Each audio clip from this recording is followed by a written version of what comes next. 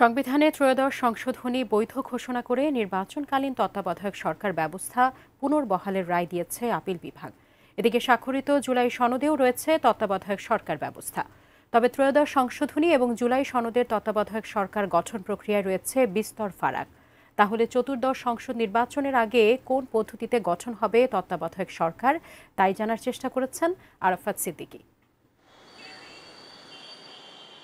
সংবিধানের ত্রয়োদশ সংশোধনী অনুযায়ী তত্ত্বাবধায়ক সরকারের প্রধান উপদেষ্টা হবেন অবসরপ্রাপ্ত বিচারপতিদের মধ্য থেকে, অর্থাৎ সর্বশেষ অবসরে যাওয়া প্রধান বিচারপতি তিনি না থাকলে তার ঠিক আগে অবসরে যাওয়া প্রধান বিচারপতি, যদি কোনো প্রধান বিচারপতি পাওয়া না যায় তাহলে আপিল বিভাগের অবসরপ্রাপ্ত বিচারপতি, এমন 4টি ধাপে সুপ্রিম কোর্টের বিচারপতিদের মধ্য থেকেই প্রধান উপদেষ্টা বেছে নিতে বাধ্য রাষ্ট্রপতি।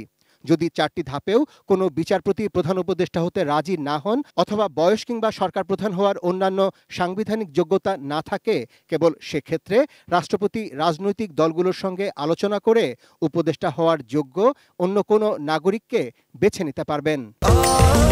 স্বাস্থ্যকর অল টাইম ফ্যামিলি কেক, সব সময় অল টাইম হেলদি লাইফ। তত্ত্বাবধায়ক সরকারের যে ফরমেশন এখন আছে সেখানে লাস্ট রিটায়ার্ড চিফ জাস্টিসই হবেন তত্ত্বাবধায়ক সরকারের প্রধান, কিন্তু এটা বর্তমানে কার্যকর হচ্ছে না।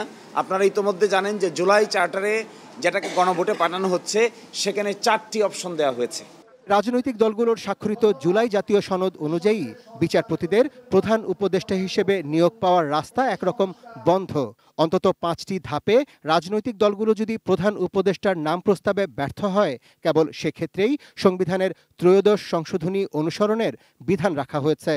তবে সেখানেও রয়েছে 2টি দলের নোট অব ডিসেন্ট। তাই জুলাই জাতীয় সনদের পক্ষে গণভোটের রায় আসলে তত্ত্বাবধায়ক সরকারের গঠন প্রক্রিয়ায় আমূল পরিবর্তন আসবে বলে মনে করছেন সুপ্রিম কোর্টের এই আইনজীবী। এটা নির্ভর করবে জুলাই চার্টার গণভোটে অ্যাকসেপ্ট হলো কিনা, অ্যাকসেপ্ট হওয়ার পরে সংবিধান সংস্কার সভা ওই ফরম্যাটটাকে গ্রহণ করলো কিনা। যদি গ্রহণ করে তাহলে বর্তমান ফরম্যাট সেখানে চতুর্থ অপশন হিসেবে আছে, প্রথম অপশন হিসেবে নাই। Arafat Siddiqui, ATN news, Dhaka.